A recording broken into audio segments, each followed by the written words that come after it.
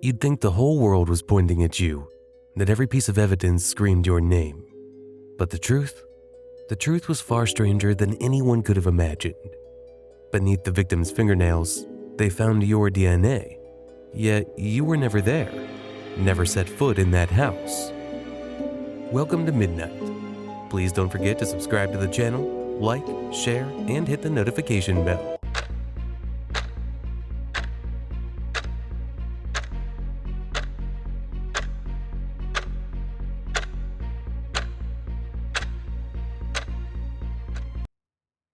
The crime scene was in Monte Sereno, a city in California, USA, known for its wealth and exclusivity. This serene, upscale town, home to business tycoons, athletes, and celebrities, was considered one of the safest places around, until that fateful night of November 30th, 2012, when tranquility turned into a nightmare. That night, a woman called 911 in a state of panic and tears. She said criminals had broken into her home, attacked her and her husband, and left chaos in their wake. They struck her in the face, dragged her from her bedroom to the living room where her husband was, beat them both, and bound them with duct tape, covering their eyes. The intruders ransacked the house, stole valuables, and fled. As soon as they were gone, she managed to free herself and call for help. When the police arrived, they found the front gate wide open. Inside, the woman who made the call was injured, suffering from bruises and minor fractures. Her husband, however, was lying on the floor, unconscious, his face battered. Duct tape was wrapped tightly around his head, his hands bound with a tablecloth. The officers carefully removed the tape from his face, but when paramedics arrived, despite their efforts to perform CPR, he couldn't be saved. He was rushed to the hospital, where he was pronounced dead. His wife was also taken to the hospital for treatment. The victim was Raveesh Kumra, a well-known figure in Monte Sereno. The police who responded to the scene were shocked. They knew him personally, which made the tragedy hit even harder.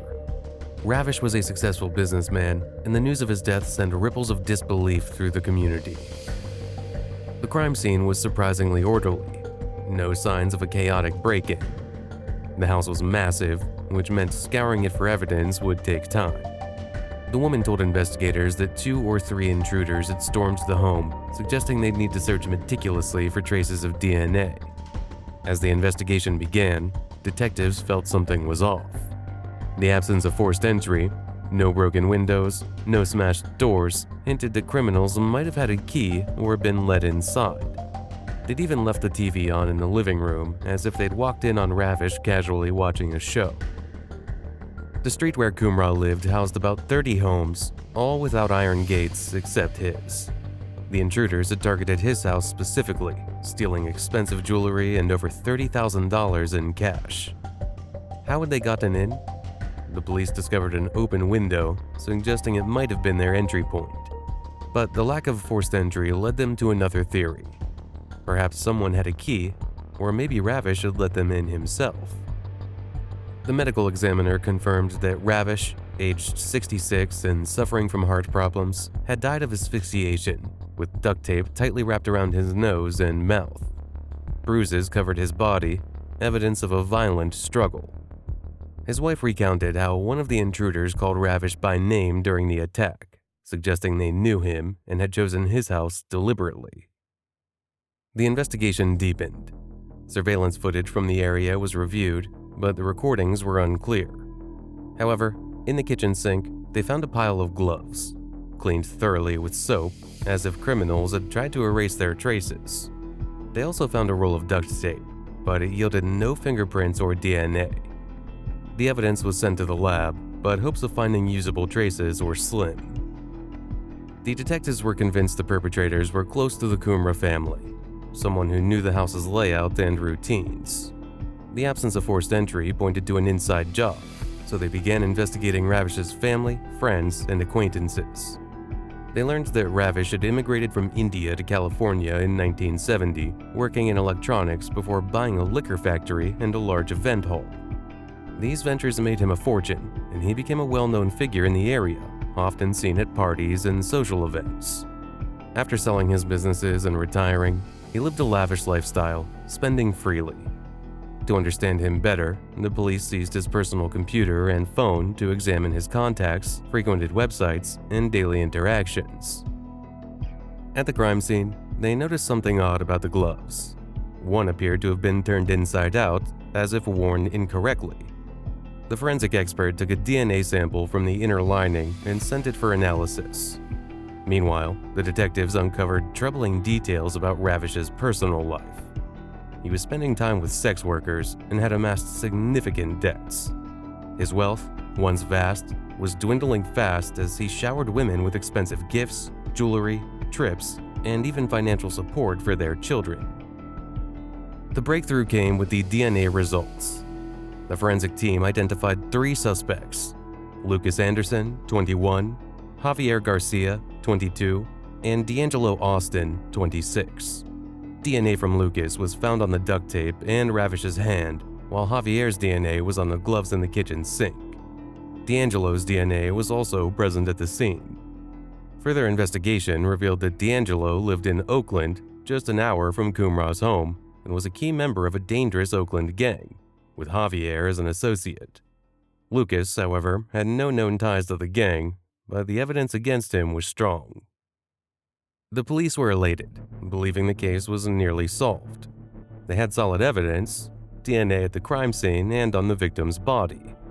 The only challenge was tracking down the suspects. D'Angelo was hard to pin down, with no fixed address, often staying in hotels after major heists. Javier was already in custody for another theft. When detectives confronted him in jail, he seemed unfazed, denying any knowledge of Raveesh or his wife.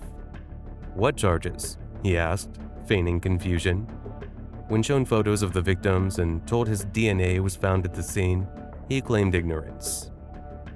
Lucas's public defender raised doubts, pointing out a critical detail.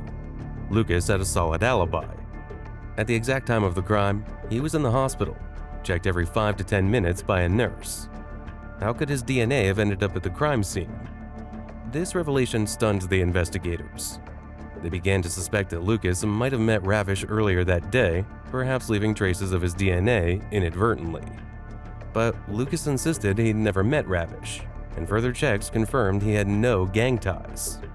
The only evidence against him was the DNA, with no other proof linking him to the crime. Meanwhile, the police tracked down D'Angelo through his sister, Katrina Fritz, who had lent him a rental car. They also located Javier. Both denied involvement, but the DNA evidence was damning, and they were charged with murder and robbery. The detectives still needed to identify who had helped the criminals plan the heist. That's when an unexpected twist emerged. Katrina Fritz, D'Angelo's sister, became a key figure. She had been in a relationship with Raveesh for about a decade, frequently visiting his home. She knew which doors were left unlocked and where valuables were kept. When questioned, she admitted to an illicit relationship with Raveesh, who had given her money, jewelry, a car, and even promised $30,000 as a down payment for a house. But as Raveesh's wealth dwindled, so did the gifts and money. Furious, Katrina had a motive. She denied knowing about the robbery or her brother's involvement, but phone records told a different story. D'Angelo had texted her, saying he was outside Raveesh's house just hours before the crime. Confronted with this evidence, Katrina fell silent. The police were convinced she was involved and charged her with murder. A partial DNA sample from the crime scene, unidentifiable at first, posed another mystery. The detectives needed to find its owner to complete the puzzle. They ruled out Lucas, as his DNA was likely transferred accidentally. The key clue came from the paramedics. On the night of the crime, they had found Lucas unconscious in the street in a drunken stupor and took him to the hospital. Just an hour later, the same paramedics responded to Raveesh's home. They used the same pulse oximeter on both men, transferring Lucas's DNA to Raveesh's finger in the process. This explained the presence of Lucas's DNA, and all charges against him were dropped after 5 months in custody. Katrina eventually confessed, detailing her role in the crime. She had orchestrated the break-in, guiding D'Angelo, Javier, and a third man, Marcelio Drummer, a close friend of D'Angelo and a prominent gang member. She told them where to find valuables and how to enter the house. Phone records confirmed their movements, and a search of Marcelio's home uncovered a stolen bracelet from Ravish's house. His DNA matched the partial sample from the crime scene. If your DNA was found at a crime scene you'd never set foot in, how would you prove your innocence? Do you think all seemingly strong forensic evidence is always correct, or can it sometimes mislead justice? I look forward to your thoughts in the comments. In court, 4 years after the crime, Katrina testified against D'Angelo, Javier, and Marcelio. They were sentenced to life in prison without parole. Katrina, charged only with robbery, received a 17-year sentence. The case, once a tangled web of clues, was finally unraveled, revealing a tale of betrayal, greed, and a meticulously planned crime that shattered the peace of Monte Sereno.